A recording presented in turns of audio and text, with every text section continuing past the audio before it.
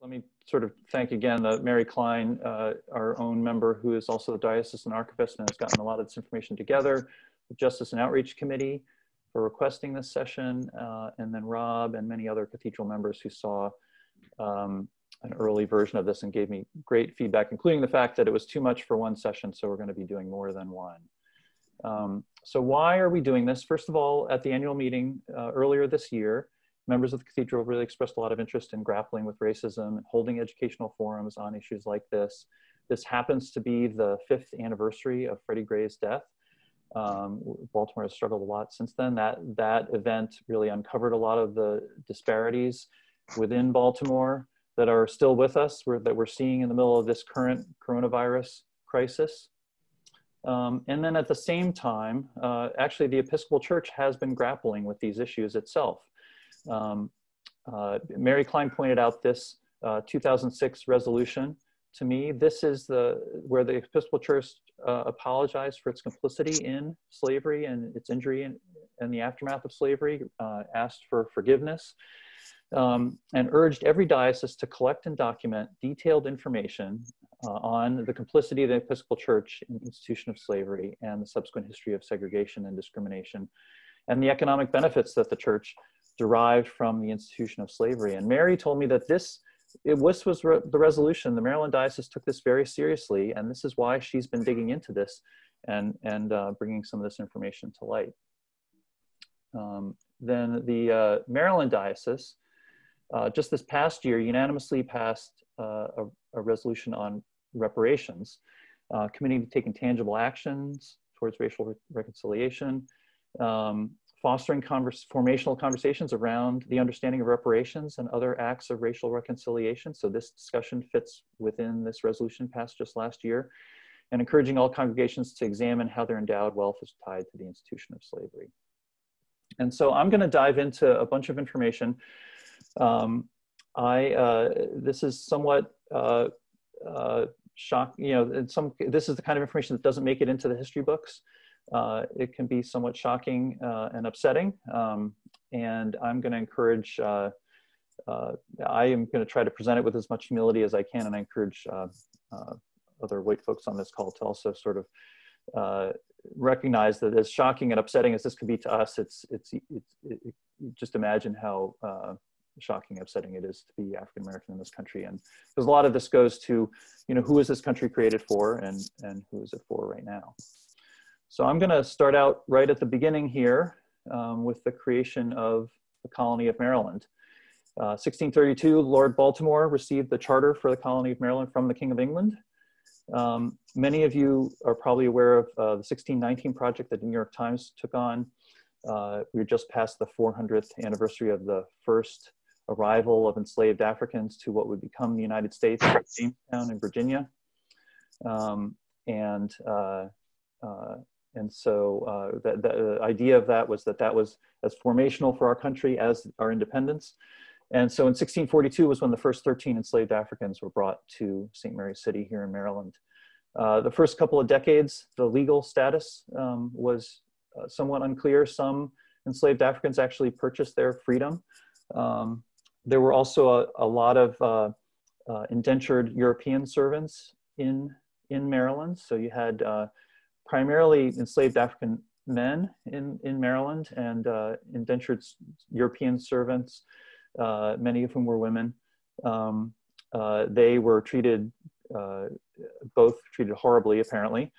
They lived near each other, worked together, and married and had kids. So over the years, the question of what was the status of the children of those marriages became an important issue. And I'm gonna, it looks like,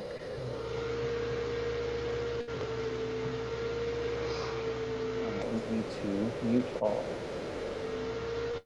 There we go. Okay. In addition, during this time, the colonists in Maryland discovered just how lucrative tobacco was as a crop, which is a very labor-intensive crop. And so that at the same time, the economy in England was improving, so the supply of indentured servants from England was dropping. tobacco is becoming more and more popular as a crop in Maryland. And so that drove the demand for enslaved Africans. And so by the 1660s, the General Assembly decided they need to formalize things. And this is the law, 1664, which decided that, that enslaved Africans would serve lifelong, and the children born of any Negro or other slaves shall be slaves as their fathers were. This recognized that they're mainly enslaved African men here for the term of their lives. It also banned interracial marriage. There was also a conflict at this point with British law, which frowned on the enslavement of fellow Christians. So a lot of slave owners were worrying, oh, if my enslaved Africans are baptized, does that mean they can't be enslaved anymore? And so the General Assembly solved that question in 1671 by making clear that baptism would not lead to freedom. So here, I would argue that here, a lot of times we think of racism as personal animus, one towards another person, and that personal animus is what creates the problems that we have in our society. And I would argue that what you're looking at here is the creation of race in America. Europeans didn't tend to think of themselves as white. They thought of themselves as British or French or Dutch, or Christian was a big identity as well. It was really in the New World that the idea of African Americans not being unequal, and in fact, being deserving of working for free to help enrich European Americans, took hold. And so that is a powerful concept that we are still grappling with today. And I would argue that it actually was the economic advantage of that created race and racism that we're still grappling with.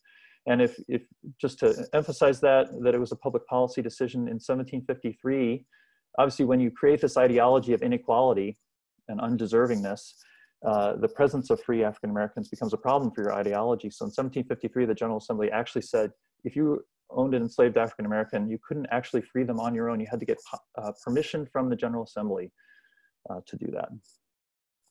So where was the Anglican Church in all this?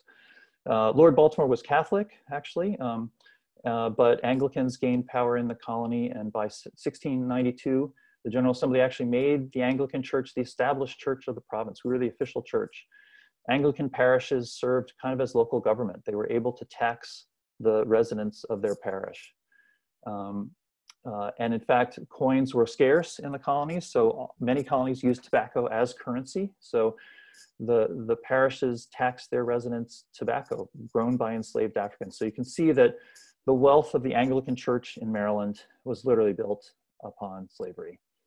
By 1702, only Anglicans could hold public office in Maryland, so that 1753 law was passed by Anglicans in the General Assembly. Upon independence, it was actually in Maryland that the Protestant Episcopal Church was first formed. And then we're in the middle of the 2020 census right now. In the 1790 census, this is research from Mary Klein, the overwhelming majority of clergy and lay delegates to the Convention of the Diocese of Maryland owned enslaved African Americans, overwhelming majority. Bishop John Claggett, 2 years before he was ordained as the Bishop of Maryland, he was registered in Anne Arundel County when he was rector of St. James Parish as owning 7 enslaved Africans. The 19th century saw the growth of segregated churches. Even the abolitionist Methodist Church refused to accept African Americans, insisted on segregated seating. Many African Americans said no thanks and went and formed their own churches. Some of the earliest ones are here in Baltimore. And then St. James Church, where our presiding bishop was rector, was founded in 1824, the first African-American Episcopal church below the Mason-Dixon line. So then we come to the Civil War in Baltimore. Baltimore was a center of Confederate sympathy during the Civil War. The first casualties of the Civil War were not at Fort Sumter. They were on Pratt Street, right here in Baltimore. Massachusetts regiments were coming to DC to protect DC after the fall of Fort Sumter. They had to march along Pratt Street. They were attacked by Southern sympathizing mobs, and about 16 people died. in that riot. So Baltimore during the Civil War was occupied by federal troops. If you go to Federal Hill, you'll see the cannons pointed toward the city. Here's a photo of those cannons with Union troops when Lincoln suspended habeas corpus. The mayor and police commissioners of Baltimore were thrown in jail. And we were, if you ever get a chance, we can go to museums again. If you go to the President Street Museum, Civil War Museum in Baltimore, that's where I really realized the extent to which Baltimore was an occupied city during the Civil War. And if you think about it, when the cathedral was founded in 1911, the Civil War was only about 45 years ago then. It was about as long ago then as the Vietnam War is from us now. So there would have been veterans alive. There would have been African Americans alive who had personally experienced slavery. And the sentiment did not go away after the Civil War. Many may remember when Mayor Pugh removed the 4 Confederate monuments in Baltimore. We had 4 Confederate monuments, only 1 Union monument.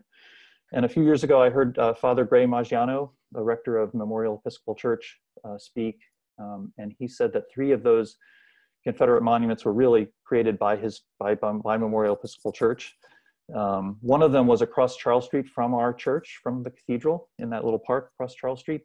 The Jackson and Lee Monument, which was in Wyman Park, right across from the BMA, was dedicated by Episcopal Bishop Noble Powell in 1948. And so here we come to the founding of the cathedral. Try to adjust my screen here. This is a map from Not in My Neighborhood, a pretty amazing book by Antero Piatilla. And you can see, this is sort of, he was focusing on the Bolton Hill area here. This grand, if you go to Utah Place, even today, it's a grand boulevard with large houses on each side. Within Southern sympathizing Baltimore, Bolton Hill was a particular center of Confederate sympathy. Here's Memorial Church. Here's one of the Confederate monuments that they had built. But at the turn of the century, African Americans were mainly living downtown, near where the jobs were. Sharp Leadenhall was an African American center. St. James Church was kind of bouncing around, having financial trouble, bouncing from church to house downtown.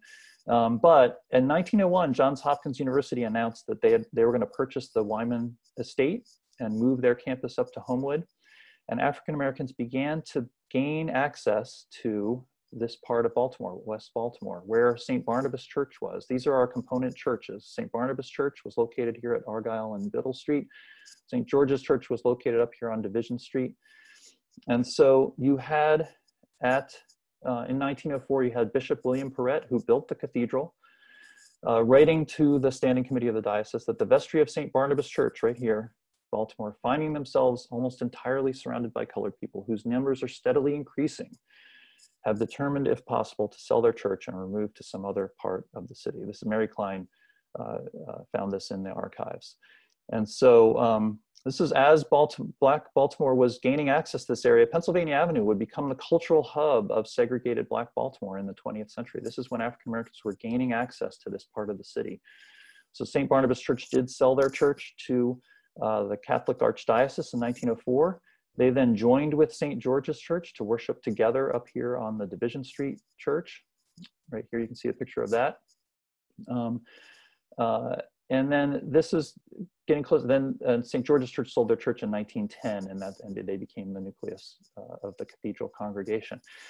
In this book, Antero Piatilla focuses on how McCullough Street, right here, was the dividing line between Black Baltimore and white Baltimore, white Confederate Baltimore in 1910. McCullough Street was all white. But in 1910, an African-American attorney named Ashby Hawkins bought 1834 McCullough Street, and he rented it to his colleague, a Yale-educated attorney, George McMecken, becoming the first African-American to live on McCullough Street. And this resulted in Baltimore's first zoning ordinance. Baltimore had no zoning. Its first ordinance was passed in 1910 in the wake of this purchase. This is a somewhat astonished New York Times article from Christmas Day 1910 about this new ordinance, the very first one in the country to try to segregate the city by zoning. Other cities imitated us, Birmingham, Alabama, Atlanta, St. Louis, Richmond. The Supreme Court struck down those zoning laws in 1917 as unconstitutional, and then you had the appearance of regular zoning. This is the zoning that we have right now. It was first passed in 1923. This is actually my house that I'm sitting in right now. It's a little 1,500 square foot bungalow in Radnor, Winston. Not a grand house, but because I do this kind of work, I kind of dug into our original deed, and sure enough, this law was passed just after the zoning law was passed. So the new zoning law prevented row houses from being built in our neighborhood. And then our house has a restrictive deed on it that keeps African Americans from, or kept African Americans from purchasing, renting, or even living in this house, except as servants. So that just shows it wasn't about African Americans not living in this neighborhood. It was about African Americans not living on equal footing with white people. This house was built in a bubble, the roaring 20s, which came crashing down in the Great Depression. There was no TARP bailout for the banks in the Great Depression. And so what the Roosevelt administration did was started drawing maps. This is the origin of the term redlining. These were maps that were done for 200 cities around the country. And what the Roosevelt administration was trying to do was tell the banks what was a good investment and what was a bad investment. And the good investment were these brand new neighborhoods that were homogenous, which meant restricted to white people. If you see the green neighborhoods on this map, this is Guilford. These were then the brand new neighborhoods of Guilford and Homeland, the Roland Park Company neighborhoods that were restricted to white people, Northwood. And then marked in yellow and red were neighborhoods that had expiring restrictions or the lack of them. They were not homogenous, or they were largely African American. And this was again, our national public policy saying banks should not invest in these areas, or if they did, to invest with high interest rates at at favorable terms for the banks. And here's where our congregations are located. This is the old St. Barnabas location. This is the old St. George's location, and this is our new cathedral location, our current cathedral location. And so our congregation was part of taking white investment out of these areas and putting it in these new racially restricted white areas. St. Barnabas was demolished to make way for Martin Luther King Boulevard, but the St. George's Church still exists. Here's a Google Street View of it. It is still an Episcopal church. It is St. Catherine's of Alexandria. In 1910, when St. George's and St. Barnabas became the cathedral congregation, St. George's sold their church to the Mount Calvary Church, Anglo-Catholic Church. Now it's just a Catholic church. And they had founded St. Catherine's in 1891 as a colored mission church. And so in 1910, they were able to take this building and use it for where they still are, where they still worship. Thurgood Marshall, who grew up in segregated West Baltimore, was confirmed at St. Catherine's, and it was accorded full Episcopal parish status in 1975, which strikes me as kind of late. It was certainly well after Thurgood Marshall was confirmed there. Here is St. Catherine's original location, which it was founded in a house in 1891, which is now demolished. You can see this is Calhoun Street, named after a famous slave-holding South Carolina senator and vice president. So anyway, this is, you can see this is part of the Sandtown Winchester neighborhood. And here is a map of Sandtown Winchester and Druid Heights, the two locations of St. Catherine's Episcopal Church. This is and this shows the arrest of Freddie Gray 5 years ago, and how these the St. Catherine parishes were right there. Just to go back to the redlining map, the kind of investment that these areas got was white property owners renting to African Americans at high rates because where they could live was so restricted in Baltimore. So this is another instance of white property owners gaining wealth from African Americans. Also, public housing was constructed. So Gilmore Homes, where Freddie Gray was arrested, was built right here. Murphy Homes was built on right next to St. Barnabas. McCullough Homes was built right where actually the bishop's house was right here. The bishop's house and the diocesan library was right here. You can see there's no public housing anywhere near the cathedral's current location. And here, I just want to, here is information from the Baltimore City Health Department on the current disparities. These are the neighborhoods. This is our current cathedral neighborhood, North Baltimore, Guilford, Homeland. And these are our two historic cathedral congregation neighborhoods. Sandtown was where St. Barnabas was. Upton Druid Heights is where St. George's was. You see the population is somewhat comparable, but if you look at these statistics, I mean, the disparities in percent African-American, percent white, percent unemployment, huge disparities, percent living below the federal poverty level. I mean, after all, there are 3 public housing complexes in these neighborhoods. Disparity in tobacco stores per 10,000, which is particularly tragic given the role tobacco played in creating slavery in Maryland. Percent area covered by green space, huge disparity there as well. Percent adults with a college degree. Youth homicides, you know, we light candles and lament youth homicides each year at the cathedral, but we don't really, it doesn't really affect us in where we are in the city. Lead paint violation rate, Freddie Gray was lead poisoned as a child. That's a huge disparity as well. And then all the way to life expectancy, where life expectancy is 14 to 16 years more than where our previous congregations came from. Now, some churches in Baltimore are really grappling with this. I mentioned Memorial Episcopal Church, which had a real Confederate sympathy history, was not integrated until the 60s, 1960s, that is. Memorial, the memorial refers to this Episcopal minister who himself owned enslaved African Americans. And so they've started a process of really looking into grappling with their history, supporting slavery and segregation. And in fact, something I was just reminded of last night, just this past year, they realized that an Episcopal deacon serving at Memorial Episcopal, her family had been enslaved by the founding rector of that church. And in fact, a descendant of his is currently a member of Memorial Episcopal Church. So just this past September, members of Memorial Episcopal Church joined with members of St. Catherine's of Alexandria, crossed that old McCullough Street racial dividing line, and traveled to Hampton Plantation in Baltimore County, which is where the slavery took place. They took holy water and poured it on the ground at that plantation in a ceremony. And so this is just one example of another church in the diocese that is grappling with this history and what it means for us today. Here are some resources. Maybe we can kind of get these slides posted someplace, but here's a link to the Maryland Diocese webpage on racial justice, reconciliation, and reparations.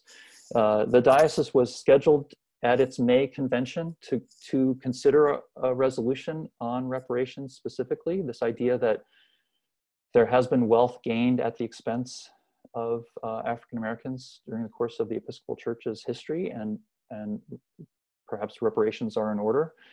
And then here are some links for Mary Klein's work as well. And then my last slide here is, oops, uh-oh, didn't need to bring that link up. We're going to do a part 2 of this series, probably in the evening of April 28th or 29th. And if you have any feedback from me after this, we can, you can contact me afterwards. But that's the end of my little presentation here. I'm going to stop sharing my screen.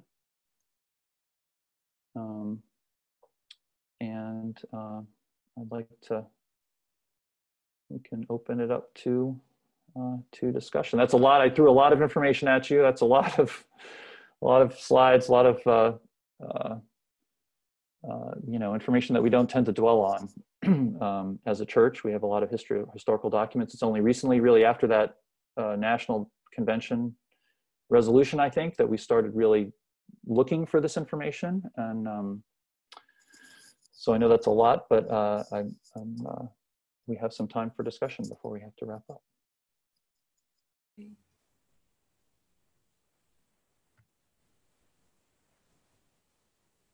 I'd like to raise my hand. I'm trying to figure out where that is, but let me just, I typed a comment earlier that you kept saying white people, and I wanted to remind everybody that white people excluded Jews. And I had dinner with, about a year ago, with some Jewish friends, and the husband told me that he had lived in, I think in Lochern, somewhere in the west end of the city, and but he went to friends in the 1940s and 1950s, and he remembers standing on Charles Street waiting for the bus across the street from the Homeland entrance, and he said there was a sign on that entrance that said "No Jews," and so he was.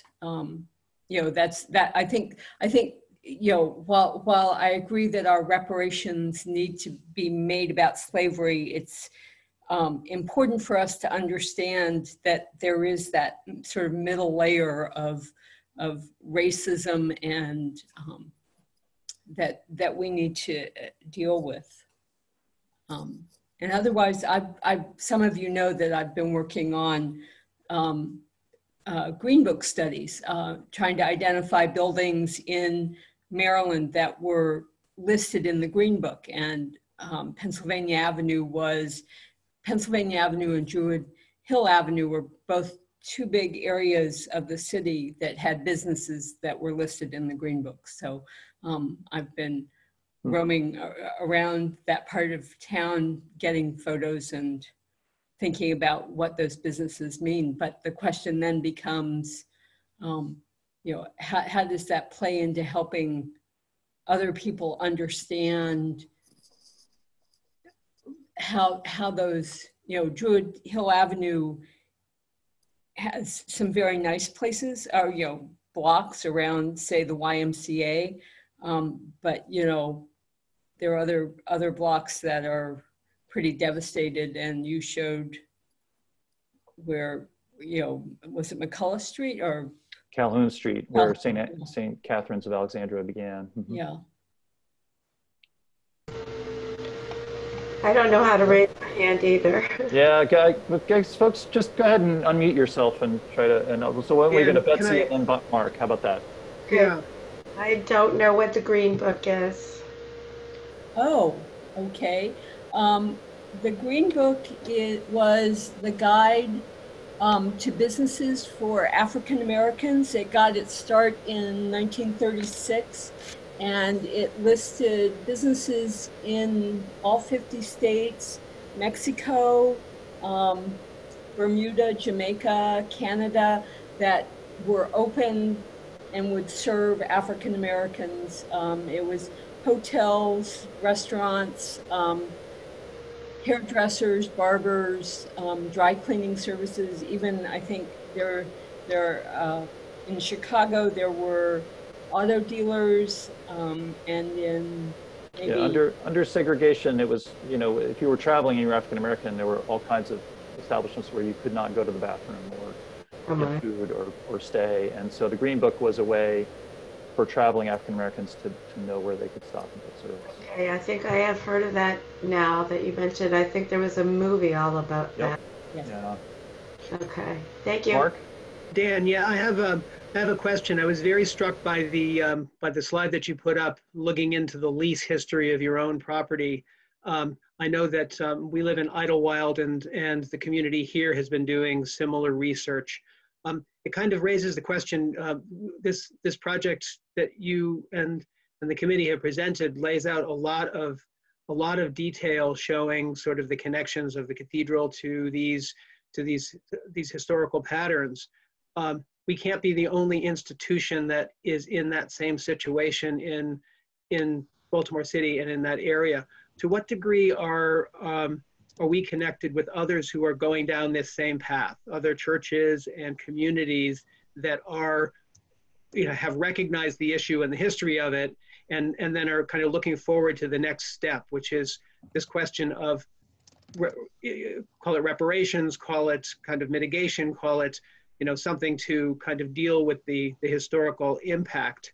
Is there groupings together, or communities and institutions coming together to kind of look forward toward a common kind of broad approach to this? Because no one institution can really do it all. That's a good question. We could explore that as part of follow-up to this. I don't know that the diocese has put together a Trail of Soul, has done a couple of Trail of Souls events. I went on the second one. That's where, I think it was in 2017, that's where I heard Father Gray Maggiano. He spoke at Memorial Church about their work even then to grapple with this. So the diocese is leading some efforts, but I think other than that, it's really individual parishes that are doing this, like Memorial Episcopal Church. And so I think it's up to us, if we want to be part of that, to kind of reach out to other parishes. And I don't know that there's kind of an established network of churches that are already doing that we can just join. I think we would need to be part of creating something like that. John Chematek? Yeah, Dan, if I could just add to that, the diocese, so this is not interfaith or ecumenical in any way, but the diocese is having what is called reparations workshops. They're suspended right now because of COVID, but they are going to be throughout the diocese. Lauren Welch and Chris McLeod are both two of the facilitators for that program. So I think it is part of this general raising awareness and sort of preparing us as a church here in Maryland for the convention that'll actually has been postponed to the fall, but we're going to be looking at those issues very carefully at convention. Yeah, we were going to do that on April 20th, actually next Sunday. It was going to be at the cathedral, but so now that the convention has been moved to the fall, let's see here. Now that it's been moved to the fall, we can, uh-oh, am I still there? Can people still hear me? Yes. Yes, okay. My screen kind of froze up there for a second. Now that the convention has been moved to the fall, there's a chance for us to have more discussions about this.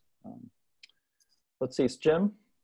Yeah, just to add to what John said too, and your question, Dan, I mean, we're just in the initial stages of talking about this, but we did talk about a possibility of reaching out to other churches and other networks to find out exactly that. So just want you to know that that has been part of the very, very preliminary conversation.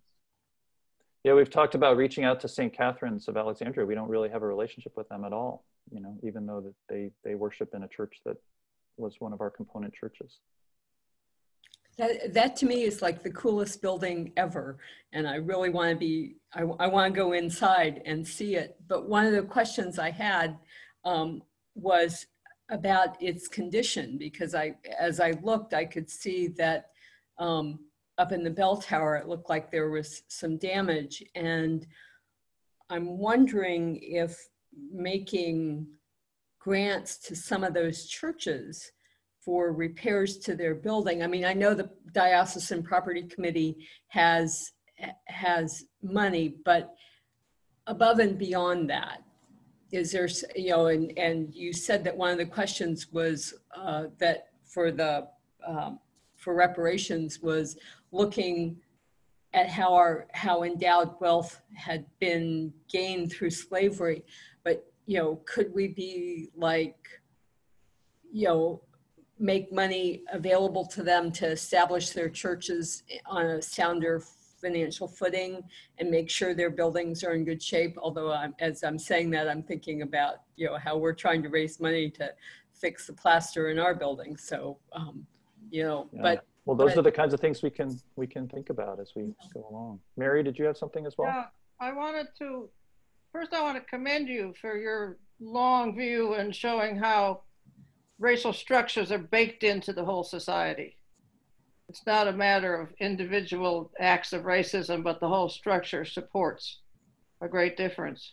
And I think we were perhaps most culpable because we were the established church. That being the state church, even before the revolution, gave us a status that other churches didn't get. So it was the revolution that removed our state church status. It was the First Amendment to the Constitution. I know, but nevertheless, we were still, in people's mind, we were a more established church. Right. All right? Yeah, we were the power structure. So I think the question I would ask is whether the Catholics had some of the same history. They had large parishes, they moved them. Did they move them out of black neighborhoods? Mary Klein doesn't know anything about this, I assume, but that's the only big parallel I can think of. Mm-hmm. They have a big diocese, they have a big structure in the same way. Did they have the same history? Yes, and there's a book, and I'm grabbing my phone to go Google it. It's about Edmondson Village, and how in 1 year that went from completely white to completely black. Well, it took 10 years. It was the book is Blockbusting in Baltimore by Ed okay. Yeah. This is in the 50s? The 55 to 65 was roughly the decade. And it's true, there was a Catholic church on Edmondson Avenue that really kind of resisted the... And there was a fairly forward-looking priest there at some point. Well, maybe after this period. Yeah. It took a while. There was deep resistance. But there were clearly Catholic churches in those neighborhoods that you showed. All right. I mean, I think the most damning thing you showed was the slide with the colors and the map. These are recommended for investment. These are not recommended for investment. I mean, on St. Barnabas, the St. Barnabas church building was sold to the Catholic Church, and they turned it over to the St. Josephite Fathers, I believe, which were establishing segregated Catholic churches for African Americans at the time. And so St. Barnabas went from being a white Episcopal church to being an African American Catholic church. Yeah, the Josephites have a ministry to. They were founded to have a ministry to African Americans, I think. Well, that thanks for the map. That's really enlightening. That's public policy. Mm-hmm. And may I say something? This is anyone else? A lot of you don't know me, a few of you do. I just wanted to mention again the book that you referred to before by Antero Piatila, called Not in My Neighborhood, which has an incredibly comprehensive history of art transitions in Baltimore from white to Jewish and Jewish to black. And a lot of the things that people are asking about, he discusses in detail. Yeah. So thank you. Yeah, I mean, one thing we could do some reading together and kind of grappling with some of this information. Antero Piatila does describe how there was sort of a three-tier housing market in Baltimore. There was sort of the white Gentile housing market. Then in general, Jewish residents would gain access to those neighborhoods first, and then African Americans would gain access to them. Maggie Osborne has her hand raised, so I think she wants to speak. Okay, Maggie, go ahead. Can you unmute yourself? Sure. Good morning. There you go. A couple things. I think there are some great books. There were a couple things that were mentioned most recently, sort of about the structural systems of laws like the redlining and other things. And there's a wonderful book called The Color of Law, mm-hmm. Which really talks about all of the systems of sort of being the basis of all this, the segregation and the things that have gone and become sort of part of just our internal systems. And it goes all the way through the history of the United States. Richard Rothstein, I think is the name of the author of The Color of Law. The other thing I would say is one of the places where, just so you know, I'm a part of the National Cathedral and their congregation, and we are grappling with all of the same things in the process of this. We've done things like removed stained glass windows, replace things in that cathedral that were, monuments to really slavery, really. The other thing I want to mention is one of the pieces of work that I've been involved in besides the racial equity work, and I continue to do that, is the Episcopal Church is also the role as you move through with Indigenous folks and Native Americans. So it will lead us there at some point, but I just want to make that point that there is an enormous discovery of the part that the Episcopal Church played up all the way through the 70s in boarding schools and other things with Native Americans too. So this is not just, I mean, I think this is the place you start, but at the same time, there were other things that were happening that the Episcopal Church was very much involved in that will, our journey will lead us there, I guess. Great, thanks. Anyone else? Terry? I just want to, yeah, sorry, I should have changed I've got my teaching name down there. At Goucher, they're doing a project called the Hallowed Ground, which, because Goucher is actually built on the Ridgely Plantation. And one of the things that the student work and also the faculty work have done there is that Baltimore now has the reputation as being in Maryland a liberal state. And yet we were, as you, Dan, pointed out, really the centerpiece of a lot of the initial really difficult things. And somehow as a state and as a group of communities, we sort of jumped over all of that and got ourselves into this liberal space.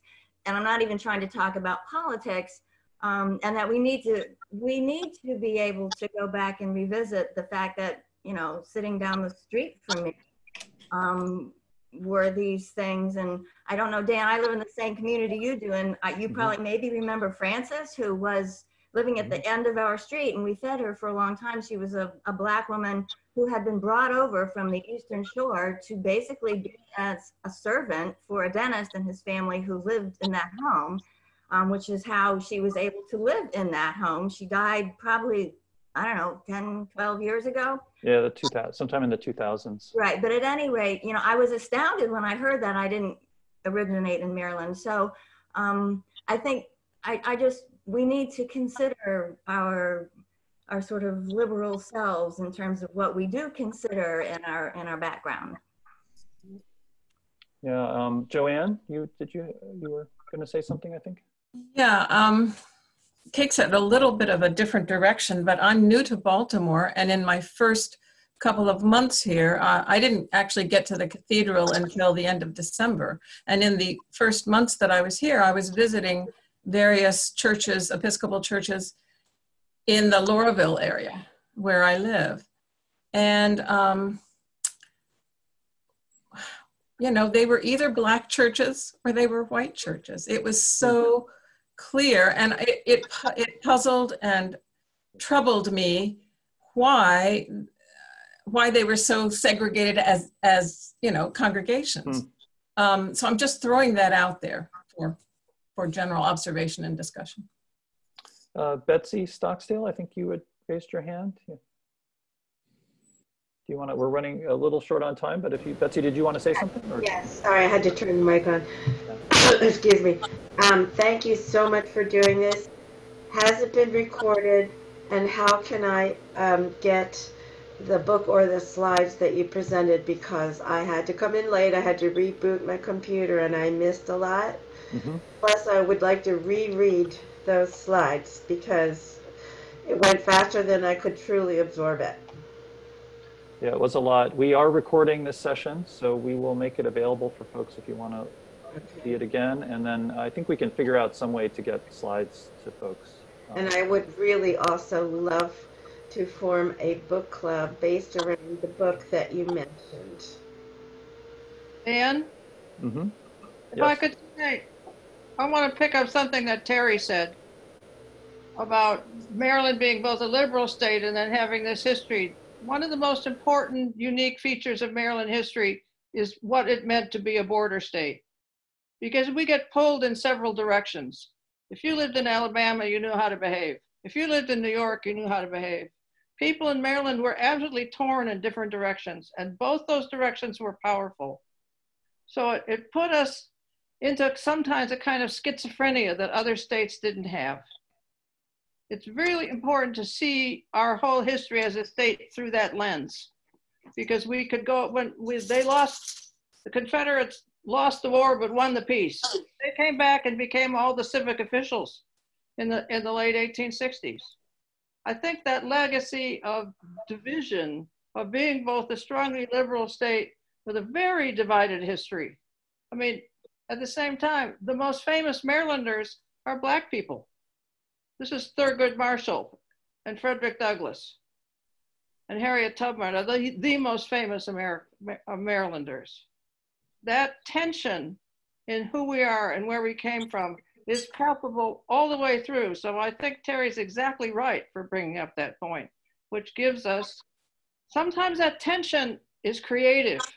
Sometimes it just makes us go short circuit. Well, we can, I mean, this was designed to just be a jumping off point. We will let me see if I can, I'm going to try to share the screen again here.